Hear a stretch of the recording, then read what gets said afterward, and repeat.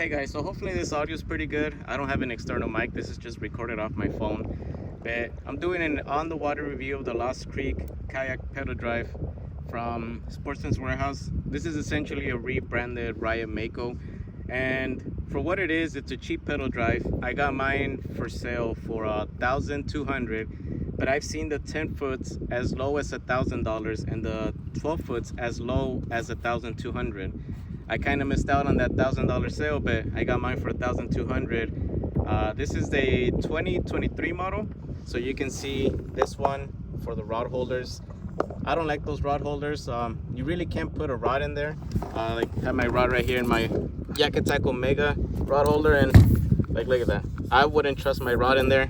So buy Kayak ones, Scotty ones. They're perfect. I mean, you got plenty of rails. You got a whole rail section here, and your chair also goes on this rail. And I just have some accessories right there hooked up to this tire. But you got rails, so you can put better rod holders on this kayak. I usually have two, but I didn't set my other one up.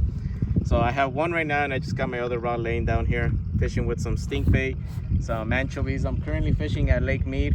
So over here, the common bait to use for stripers is anchovies. I got it right there. But, oh, I'm sorry guys. I'm have it on a telescopic handle, so it kind of went down. But yeah, this kayak is good. It's pretty stable. I mean, I can easily stand up. If you are gonna stand up on this kayak, I suggest you get a assist wrap or an assist rope. I know a friend that would use the drive itself, and over time he cracked the hole right here. So I kind of learned from that, and I just put on a stand assist strap, so I can use this strap and easily help myself get up. Same thing with laying back down. I can easily get back down, but I'm standing right now. I mean, this kayak is pretty stable. I got my crate back there. I have a Hobie, so I just rotate my crate between both of these. But this kayak is a little better than the Hobie, because the Hobie is a 10-foot sports Mirage Sport, so you can't stand on that kayak. And you know, you guys know, over time you start getting sore, you want to stand up and stretch. You really can't do that with that one, but this one, no problem. You can get up and easily turn around. I can knee on this chair and reach back there and go through stuff from my crate. The one problem with this kayak, and I'm pretty sure a lot of people know, I did a short about it, but I'll add it to this longer review of this kayak. Change your steering. This 8-ball fuel-free steering makes it so much better to use the kayak. And if you upgrade to the beaver tail, it makes it even better to steer this thing around. Let me see if I can get a better view. If you guys use that beaver tail, it's so much better to steer this kayak around, because for whatever reason, Sportsman's or Riot's rudder is really thin. It's like half of the beaver tail, so the turn radius on this thing is terrible. And then the original stock steering is so bad. The cables break. I did the mod where people switch out the cables to thinner bicycle cables, and trust me, it doesn't make any difference. I know a lot of people say, oh, just drill in right there and have the cables running more straight because it has a lot of bends. But honestly, I don't think it's the cables. I think it's just how cheap the steering mechanism itself was and how thin that rudder in the back was. But right now I'm anchored up. But this makes it so much better. My last video that I did, it was a short. It was I don't know, wind picked up to 15-ish, something like that. And normally it makes it such a chore to use this kayak, but now so far with this steering and that beaver tail, man, this thing is so much better to use. It's actually more enjoyable to use. I know a lot of people that get this kayak, they get turned off right away because of the steering, and I understand that. I kind of felt the same. I honestly almost sold this kayak, I want to say a month ago, because of how terrible the steering was. But I said, you know what, let me buy this 8-ball, let me buy the beaver tail, let me invest in it and make it better. Obviously this is no Old Town, nothing like that. It's, you know, hole's pretty thin. That's why I kind of don't tend to drill a lot into this kayak, but I mean it's good. It's good for what I needed. It gets me out on the water.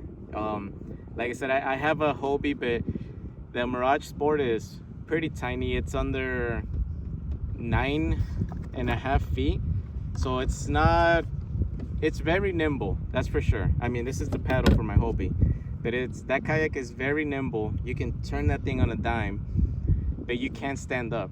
I mean, and I feel like you run out of room way quicker on that one than this one, and this one's just a 10-footer, but I feel like you have at least more of an open design compared to the other one. But yeah, I mean, this kayak is pretty good overall. I have my fish finder. I have a Lowrance, and I just have it on the Yak Attack cell block, and I have my Naqua. I don't know if you guys can see it, but I have my Naqua battery in there, and I've used it. I don't get to go out as often, but I don't charge this battery as often either. I think I've been out 4 trips so far, and I just had a fish jump over there. But yeah, I've been out like on 4 trips so far, and they're pretty short trips. I want to say between 4 hours, and I really haven't even charged it. I mean, it's been a while that I charged this battery. I like the fact that you can hook up the charger and it tells you the percentage of how much is in the battery right now. But yeah, guys, I might have rambled off a little. I mean, I'm not used to, I guess, making reviews or anything on YouTube. Like, you know, this is my first one where I kind of talk a little more lengthwise. But yeah, I mean, this kayak is pretty good. Like I said, it's probably not the best out there when you first get it out of the store. You got to make modifications. That beaver tail rudder back there, you guys are gonna have to raise the stock bracket that comes for the kayak, because when you put it on, those little arms are gonna start rubbing against your kayak. So you gotta drill new holes. You essentially gotta raise that original bracket a little further up.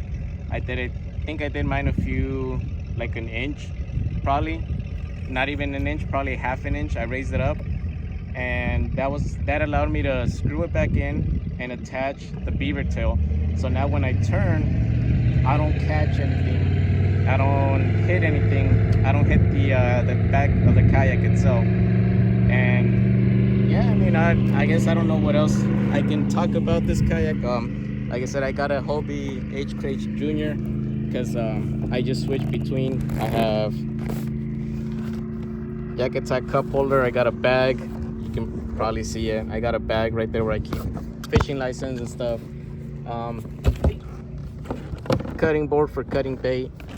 All my stuff back there. So quick short review.